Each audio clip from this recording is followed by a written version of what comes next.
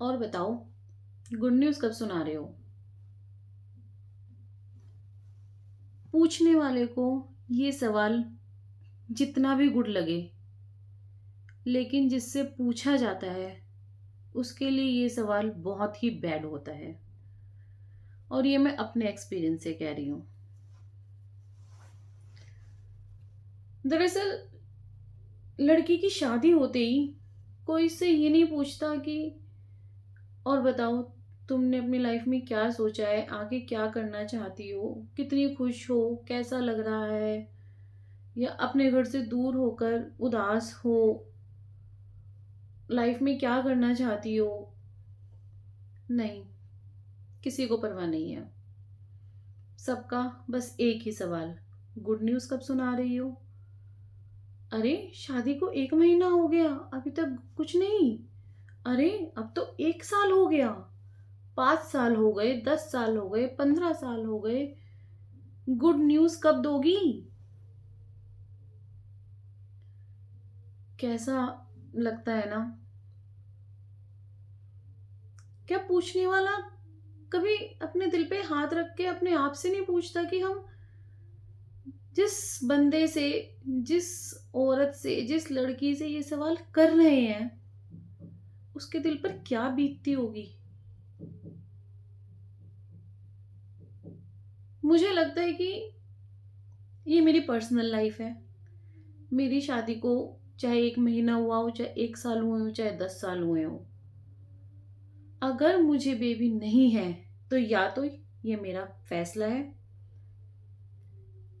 या ऑब्वियसली कोई ना कोई मेडिकल कंडीशंस हैं जो ऐसा नहीं होने दे रही। और दोनों ही ऑप्शंस में किसी और को मुझे क्वेश्चन करने का कोई राइट नहीं है। लोग ये क्यों नहीं समझते कि उनका ये एक छोटा सा सवाल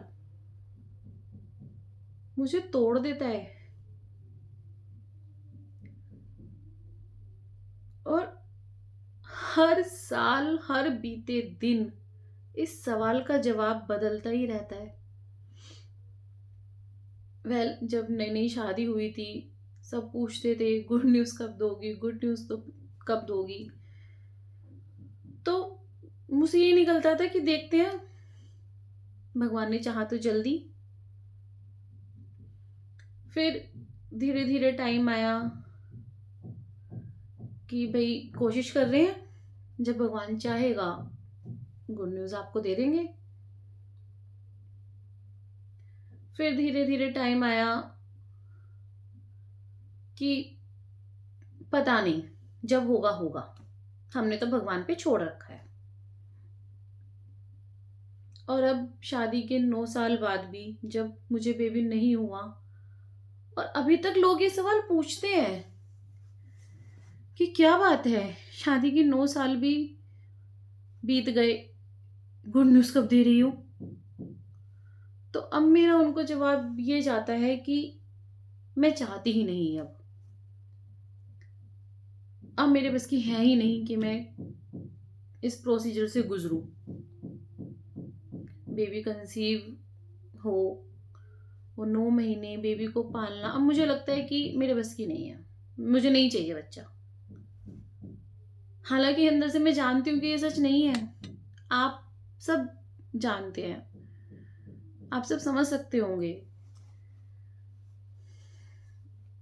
जो मेरी बातों से रिलेट कर पा रही हैं वो समझ रही होंगी कि जब हमारे से ये सवाल पूछा जाता है तो हम उस एक पल में, उस एक छोटे से सवाल का जवाब देने के लिए हमारे अंदर कितनी हलचल होती होगी। सुनामी सा आ जाता है, एक इमोशंस का, जवाबों का। पर हम कुछ कह ही नहीं पाते किसी से।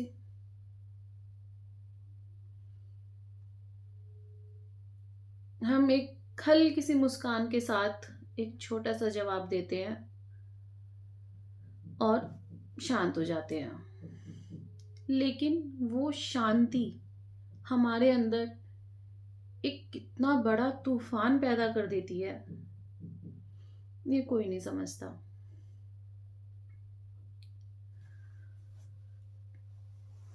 सब लोग कहते हैं कि शादी हो गई तो नेक्स्ट स्टेप बच्चा है, एक बच्चा हो गया तो दूसरा बच्चा हो गया, लड़का हो गया तो लड़की, लड़की होगी तो लड़का। खैर, दुनिया की एक्सपेक्टेशंस तो कभी खत्म होती ही नहीं। मेरे बेबी नहीं है तो लोग मुझे सवाल करते हैं, आप में से किसी के एक होगा तो लोग आपको सवाल करते होंगे, आप में से किसी के लड़की लड़की होगी तो आपके ऊपर प्रेशर होगा कि लड़का करो, आप में से किसी के सिर्फ लड़का लड़का होगा तो प्रेशर होगा कि लड़की करो। त्योहार कैसे मनाएंगे ना, बिना लड़की के त्योहार तो मन नहीं सकता, और बिना लड़के के सो कॉल्ड वंश कैसे आगे बढ़ेगा।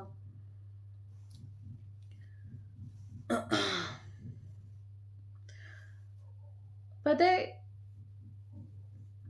एक पॉइंट आया था जब मैंने सारी गैदरिंग्स में जाना बंद कर दिया था, किसी से मिलने का मन ही नहीं करता था, क्योंकि पता था कि मिलते ही सबसे पहला सिर्फ एक ही सवाल आएगा मेरे ऊपर, कब प्लान कर रही हो, गुड न्यूज़ कब दे रही हो। कभी किसी ने ये नहीं पूछा कि हेल्थ कैसी है, कभी मेरे को बिठाकर ये जानने की कोशिश ही नहीं की कि अगर अब तक ऐसा नहीं हुआ है तो पूछा क्या प्रॉब्लम है, क्या मेडिकल इश्यूज चल रहे हैं। बस ये बोल देते हैं कि ठीक है, फलाना पंडित है उसके पास चले जाओ, फलानी नदी में डुबकी लगा लो, वहां मत्था टेक लो, वो बहुत अच्छी डॉक्टर है, उसका हाथ लगते ही तो चमत्कार हो जाता है। हमारी इसके इसके इसके इतने साल से नहीं थे, वो उस डॉक्टर के पास गई, उस पंडित के पास गई, उसने वहां मत्था टेका तो उसके हो गया,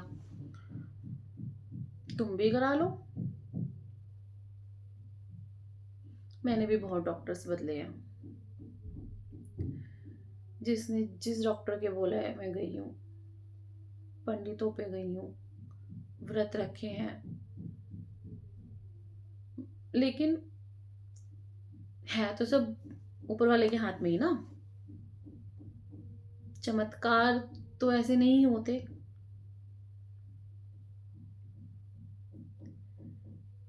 लेकिन मुझे प्रॉब्लम होती है जब मैं हंसी खुशी अपनी लाइफ जी रही हूँ, मेरे हस्बैंड हंसी खुशी अपनी लाइफ जी रहे हैं, हम दोनों अपनी सिचुएशन को एक नॉर्मलाइज करने की कोशिश करते हैं, बट लोग नहीं करने देते यार।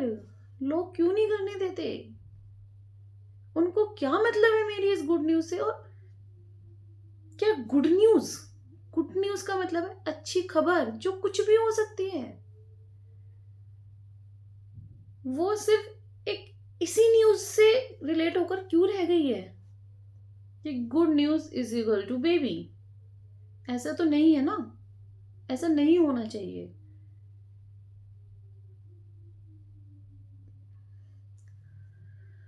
मतलब लोग कई बार इतने इंसेंसिटिव होते हैं कि वो मेरे सामने आके कहते हैं कि अपने घर के बड़ों का सोचो, अपने सास का सोचो, अपने ससुर का सोचो, उनकी एज हो रही है,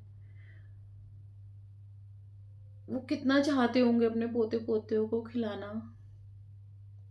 और मैं उन सबसे पूछना चाहती हूँ, क्या मुझसे ज्यादा आप सोचेंगे कि मेरे घर के बड़ों को क्या अच्छा लगेगा? क्या मुझसे ज्यादा आपको उनकी फिक्र है? और ये चीज मेरे हाथ में तो नहीं है ना यार, कि सामने वाले ने कह दिया और हाँ जी हो गया बेबी। ऐसा नहीं हो सकता ना। तो दुनिया क्यों नहीं समझती यार, क्यों नहीं समझती?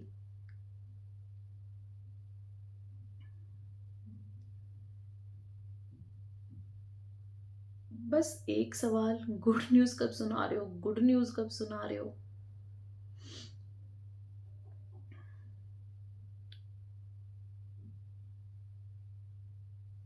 मैं थक गई। इस सवाल का जवाब देते-देते मैं थक गई यार, मैं थक गई बिल्कुल। पर लोग पूछते-पूछते नहीं थके।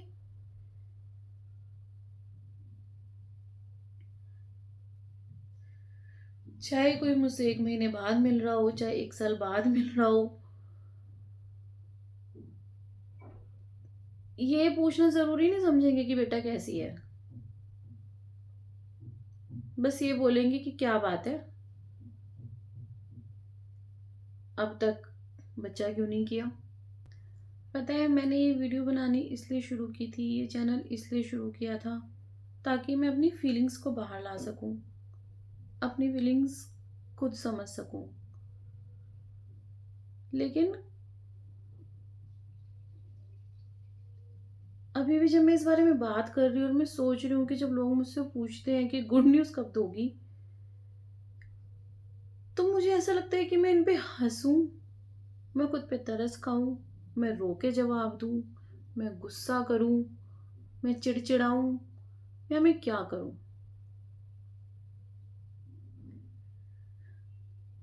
उस एक सवाल का जवाब देने में 1 सेकंड भी नहीं लगता, लेकिन वो 1 सेकंड हमारे अंदर क्या तूफान लाता है ना, मैं नहीं बता सकती। मुझे नहीं पता कि आप में से कितने लोग मेरी इन बातों से रिलेट कर पा रहे होंगे। हालांकि मैं नहीं चाहती कि जो मैं झेल रही हूँ, जो मैं फेस कर रही हूँ, वो आप में से कोई भी फेस कर रहा हो। हाँ, अगर आपका अपना डिसीजन है कि आपको बेबी नहीं करना, तो अलग बात है। लेकिन अगर आप भी किसी मेडिकल ट्रॉमा से या मेडिकल कंडीशन से गुजर रहे हैं, आप भी ट्राई कर करके हार चुके हैं और समाज आपको ताने दे दे के एक्चुअली पता है कोई ताना नहीं मारता। अब समाज थोड़ा चेंज हो गया है, ताना कोई नहीं मारता, बस सब सवाल करते हैं और कहते हैं कि हम तो तुम्हारा भला चाहते हैं, कि हमें तुम्हारी फिक्र है। हम तो कंसर्न में पूछ रहे हैं, लेकिन मुझे कंसर्न नहीं चाहिए भाई आप लोगों का। मेरी फिक्र करने के लिए मैं खुद हूं, मेरे हस्बैंड हैं, मेरी फैमिली है। मुझे नहीं चाहिए आप लोगों का प्यार, मुझे नहीं चाहिए आप लोगों का प्यार सिर्फ इस चीज के लिए। आप लोग मुझसे प्यार करें मैं जैसी हूं, मेरे बेबी हो रहा है या नहीं हो रहा है, अगर मेरा भला चाहना सिर्फ एक इस बात पर निर्भर करता है, तो मुझे नहीं लगता कि कोई मेरा सच्चा साथी है, कोई सच्चे मन से मेरा भला चाहता है।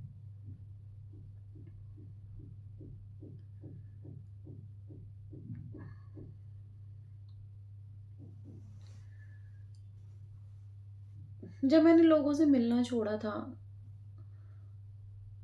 फैमिली फंक्शंस में जाना छोड़ा था,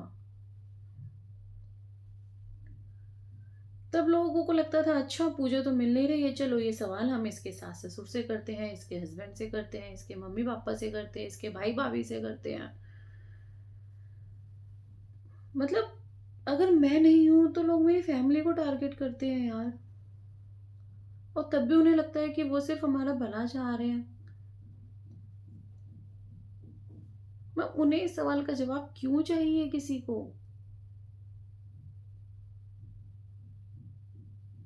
मुझे नहीं देना अब इस सवाल का जवाब, मैं थक गई हूँ। पता है मुझे लगा था कि ये वीडियो बनाते हुए, खुद से इतनी बातें करते हुए, मुझे रोना आ जाएगा, पर मुझे रोना नहीं आ रहा। एक्चुअली आ रहा है, बस आंसू बाहर नहीं आ रहे हैं मेरे। मैं इतनी अंदर से इस टॉपिक को लेके अपने आप को इतना ज़्यादा दफन कर चुकी हूँ, अपने इमोशंस इतने ज़्यादा दबा चुकी हूँ कि अब जब मैं रोना चाहती हूँ तो मुझे रोना ही नहीं आ रहा। हाँ, शायद ये वीडियो बनाने के बाद जब मैं सोचूं, मैं इसको दोबारा सुनूं, तभी मेरे इमोशंस को हिट करे। और यही तो मेरा मकसद है ये वीडियो बनाने का, कि मैं अपना दिल हल्का करना चाहती हूँ, मैं रोना चाहती हूँ।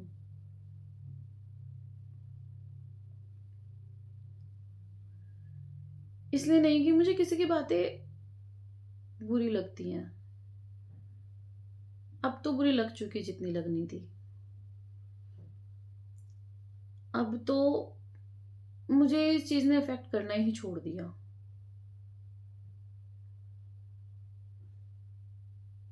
मैंने बोला ना, अब तो मेरे पास इस सवाल का सिर्फ एक ही जवाब होता है कि अब मुझे करना ही नहीं है, मुझे चाहिए ही नहीं। लेकिन अंदर से मैं क्या चाहती हूँ, मुझे ये जानना है।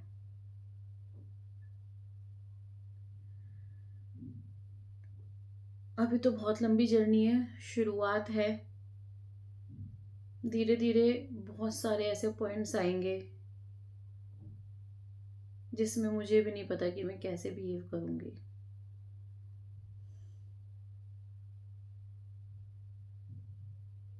चलिए, मिलते हैं अगली वीडियो में मेरी कहानी का एक और हिस्सा सुनने के लिए। बाय।